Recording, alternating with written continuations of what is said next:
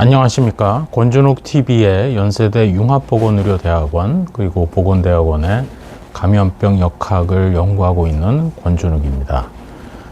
오늘은 겨울철 독감, 인플루엔자가 왜 우리나라 같은 경우 특별히 두 번의 피크, 소위 쌍봉형 유행을 보이는지에 대해서 잠시 말씀드리고자 합니다.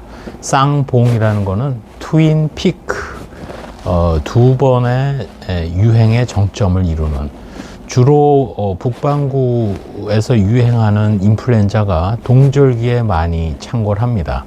겨울철이 되면 바이러스성 호흡기 감염병이 늘어나게 되고, 또 인플루엔자 같은 경우 아시다시피 H1 또 H3 인플루엔자 A의 경우, 그리고 또 인플루엔자 B의 경우 유행 가능합니다. 그래서 인플루엔자 A에서 각각 H1, H3 그리고 인플루엔자 B 타입, 이렇게 세 가지에 대해서 네 가지 조합을 가지고 있는 인플루엔자 백신을 우리가 접종을 맞게 됩니다.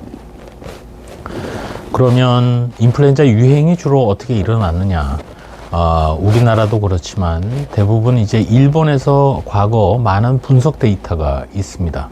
일본의 내셔널 서베일런스 센터에서 호흡기 감염병에 대한 분석을 해보면, 특히 인플루엔자 같은 경우 첫 유행 발생지는 아주 아동들, 초등학교, 우리나라로 치면 초등학교, 또 뭐 유치원, 보육원 등등의 아동들에서 시작되는 것으로 나타납니다. 여러분, 코로나19 당시를 한번 돌아보시면, 그때 호흡기 감염병은 물론 에어로졸, 호흡기를 통해서도 전파됩니다만, 더 중요한 전파 경로는 바로 우리의 손입니다. 우리의 손이 하루에 얼굴, 특히 코나 입 주위를 만지는 숫자는 거의 수백 회에 이릅니다. 무의식적으로라도. 그나마 마스크를 착용한다면 마스크의 기능 중에 중요한 기능의 하나가 사실은 이러한 코와 입과 같이 호흡기 감염병이 전파될 수 있는 곳을 손으로 직접 닿지 않는 것도 큰 이유 중에 하나입니다. 마스크의 기능 중에 환자가 바깥으로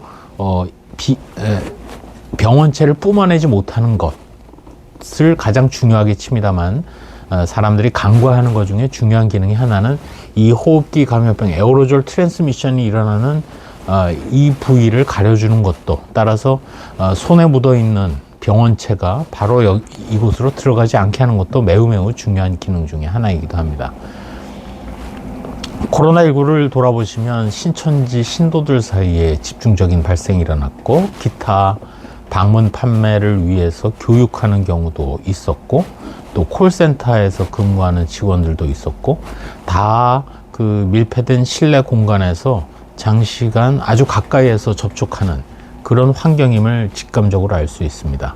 아이들을 보십시오. 학교나 기타 기관, 실내입니다. 밀폐되어 있습니다. 그리고 아이들의 접촉 강도는 어른보다도 훨씬 더 높습니다. 손도 마주 잡고 서로 콧물을 흘리기도 하고, 증상이 있는 아이들과도 자주 어울립니다. 교실에서는 짝이 바로 옆에 있는 경우도 많이 있습니다. 따라서 일본도 그렇고 학생들, 특히 초등학교 이하를 중심으로 독감이 유행하고, 그 다음에 번져나가는 것은 그들을 돌보는 주로 동거인, 부모가 되겠죠. 부모들은 사회생활을 합니다. 부모를 거쳐서 결국 사회로 퍼져나가는 그 경로를 겪습니다. 그러면 인플루엔자가 예를 들어서 하나의 A 중에서 H3N2 이런 게 유행했다고 칩시다. 중간에 겨울방학이 있습니다. 북반구에서. 특히 우리나라 같은 경우 긴 겨울방학, 한 달 이상, 긴 겨울방학 동안에 그 인플루엔자는 정점을 찍고 또 서서히 내려가는 경우가 많이 있습니다. 그러다가 한 2월 중하순이 되어서 개학을 하게 되면, 그러면 어떻게 되죠? 다른 타입의 인플루엔자가 유행합니다. 왜? 이미 아까 예를 든 H3N2와 인플루엔자 A에 대해서는 지역사회에 이미 유행할 만큼 해서 면역력이 쌓여져 있습니다. 그 가운데 또 다른 인플루엔자가 슬그머니 유행을 하고, 그 유행은 다시 학교로부터 시작되는, 그래서 대개 우리나라 같은 경우 11월, 12월에 정점을 한번 그리고 한 번의 피크가 있죠. 아이들 겨울방학이 끝나고 개학이 될 때쯤에서 또 한 번의 피크, 그래서 2월 중순, 하순, 3월 초에 늦게는 피크를 한 번 더 그리는, 그러나 각각의 타입은 다른, 따라서 트윈 픽스, 두 번의, 뭐 쌍둥이 피크라는 건 아니고 두 번의 피크, 투 픽스가 두 번의 유행 정점을 이루는 인플루엔자 유행이 우리나라에서의 아주 전형적인 모습이었습니다. 그것은 아이들로부터 부모에게, 부모로부터 지역사회로, 이런 것이 사이클을 돌았기 때문입니다.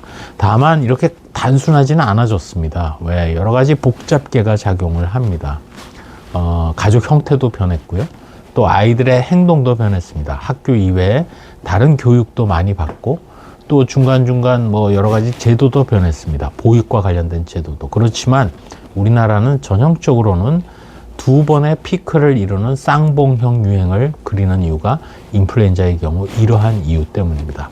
감염병이 감염병만으로 그치는 것이 아니라 사회 형태에 따라서 이루어지고, 그것을 탐구하는 것이 사실은 감염병 역학의 중요한 분야이기도 합니다. 오늘은 동절기에 왜 인플루엔자가 북반구, 특히 우리나라에서 정례적으로 대개의 경우 두 번의 유행을 그려왔는지, 나타내 왔는지를 역학적으로 아주 쉽게 설명을 드렸습니다. 감사합니다.